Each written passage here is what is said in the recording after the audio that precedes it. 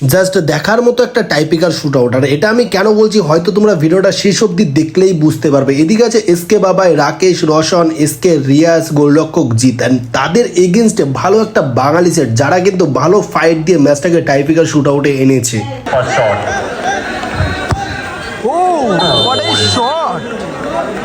ভালো শট ছিল, এখান থেকে দলের হয়ে ফার্স্ট শট করতে এসছে শেখ বাবাই, এগেনস্টের গোলকিপারও খুব ভালো বাবাই দা।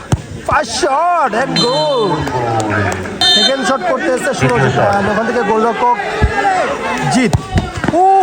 জিৎ ভালো সুযোগ ছিল এখান থেকে দলের হয়ে সেকেন্ড শট করতে এসছে রাকেশ। রাকেশ ভার্সেস অর্পণ।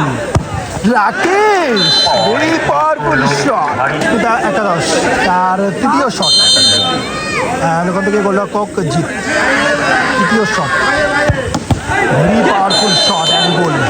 সো লাস্ট শট দলের হয়ে তৃতীয় শট, শেষ শট করতে এসছে রোশন, ওখান থেকে গোলরক্ষক অর্পণ ভার্সেস রোশন। ও বুদ্ধিমত্তার পরিচয় রোশন, ভালো গোল করলো, ভালো গোল। তো এখান থেকে শেখ বাবাই গোলকিপার, শেষ শট শেখ বাবাই।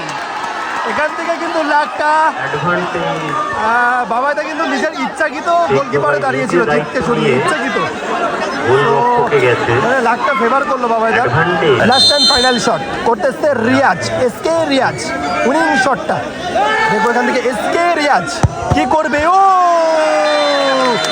শেষ ফিনিশিংয়ে কিন্তু গোলটা আসলো, বাট করে গোলকিপারের কাছে কিন্তু সুযোগ ছিল সেভ করার। সরাসরি এখানে সেমিফাইনালে পৌঁছে গেল, সেকেন্ড সেমিফাইনালে।